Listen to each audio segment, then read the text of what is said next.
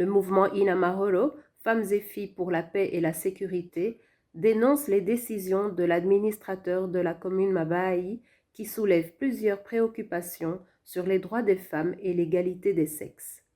Madame Idzomhorera Jeanne, administrateur de la commune de Mabaï à Cibitoke, a décidé d'interdire aux femmes et aux filles de travailler dans les bistrots de cette commune. Elle a également ordonné que toutes les femmes et les filles non originaires de Mabaï qui habituellement travaillent dans ces bistrots rentrent dans leur commune d'origine.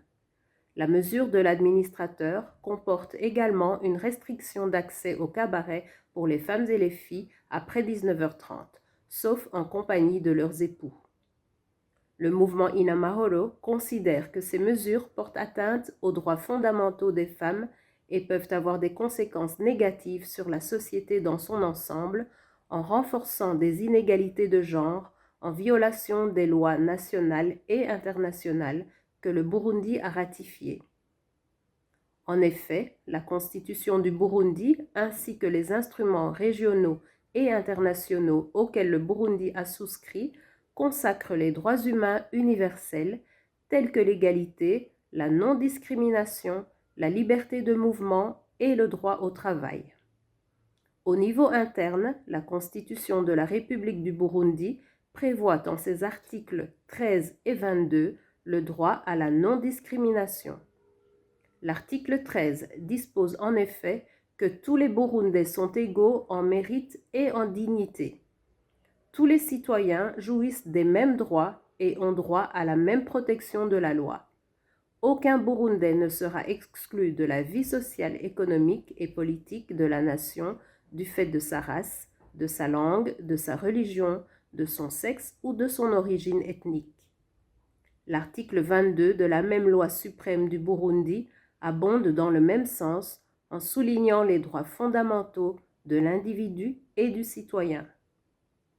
En ciblant spécifiquement les femmes, cette mesure prise par l'administrateur communal de Mabaï crée ainsi une discrimination fondée sur le sexe et de ce fait viole le principe d'égalité et de non-discrimination.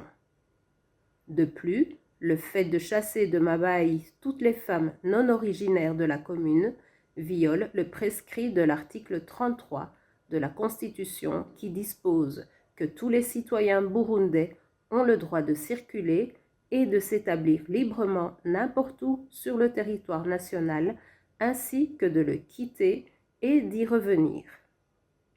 Il en va de même du Code du travail qui stipule en son article 6 que toute personne peut librement exercer l'activité professionnelle de son choix pour son propre compte ou au service d'autrui et recruter le personnel de son choix. Cette atteinte à leur liberté de mouvement des femmes et des filles et à leur droit de choisir leur lieu de résidence ne peut que les frustrer car elle porte atteinte à leur dignité.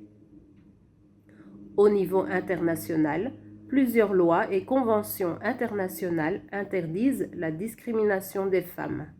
On peut citer notamment la Convention sur l'élimination de toutes les formes de discrimination à l'égard des femmes, adoptée par l'Assemblée générale des Nations unies en 1979. Cette convention vise à éliminer la discrimination à l'égard des femmes dans tous les domaines, y compris l'emploi. Les États parties se sont engagés à prendre toutes les mesures nécessaires pour garantir l'égalité des droits des femmes dans le travail et à promouvoir leur participation à la vie économique.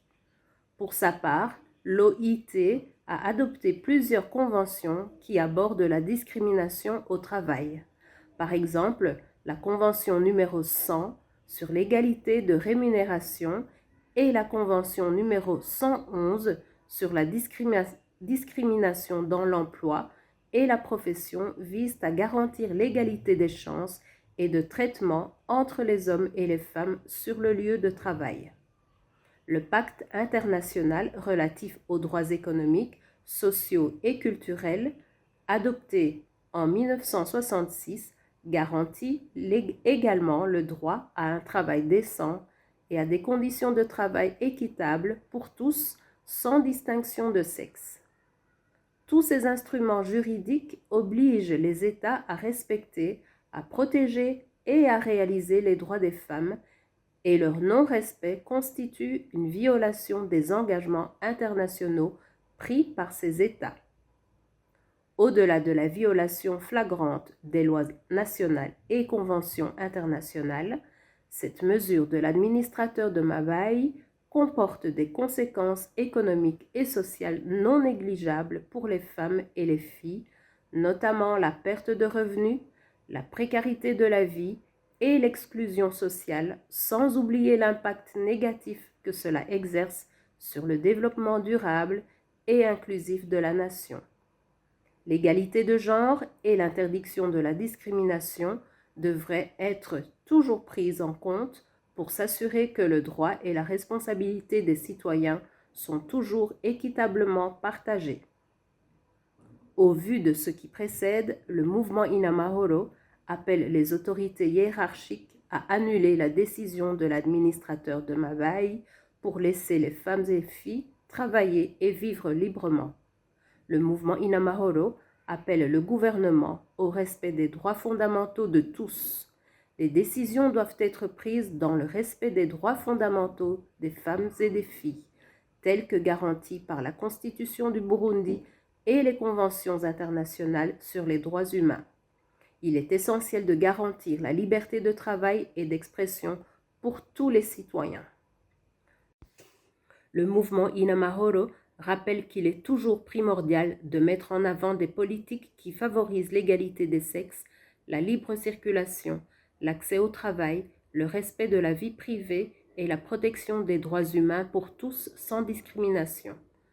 Le mouvement Inamahoro lance un appel urgent à toutes les associations féministes et organisations de défense des droits humains pour dénoncer et combattre ce genre de mesures qui portent atteinte aux droits fondamentaux des femmes. Nous devons nous unir pour exiger que les droits des femmes et des filles soient respectés, protégés et promus de manière égale.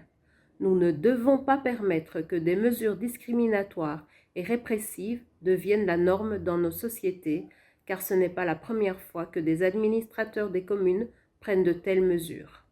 Nous avons déjà dénoncé d'autres formes d'injustice et de discrimination dans le passé, et nous continuerons de le faire avec la même détermination. Aujourd'hui, nous réaffirmons notre engagement à lutter pour l'égalité des sexes, la justice sociale et la dignité de toutes les femmes et filles partout où elles se trouvent. Nous appelons toutes les forces vives de la société à se joindre à nous dans ce combat pour un avenir plus juste et équitable pour tous. En promouvant ces valeurs, nous contribuons à construire une société plus inclusive et respectueuse des droits de chacun.